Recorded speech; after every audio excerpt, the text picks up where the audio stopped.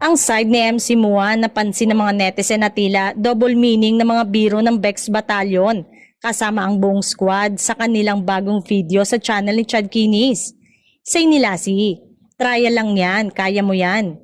Sinigunda naman ni Chad na ang dami mong pagsubok na pinagdaanan, itong trial na to, kayang-kaya mo yan. Halika, ipakita mo yung side mo. Umalma naman ang pwesto si MC na naka-side view at say pa nito, ayan, nakita nyo na yung side ko.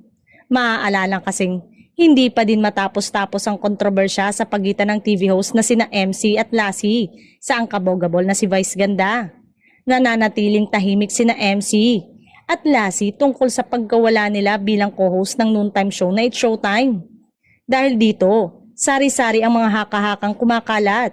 Malakas naman ang hinalang may kinalaman ng paninita ni Vice Ganda kusang loob umano na nagpahinga sina MC at Lassie kaya hindi na sila nakikita sa Kapamilya Noontime Show na napapanood sa GMA 7, A to Z, All TV at Kapamilya Channel. Gaya ni na MC at Lassie, nananatiling tahimik si Vice Ganda sa isyong ito.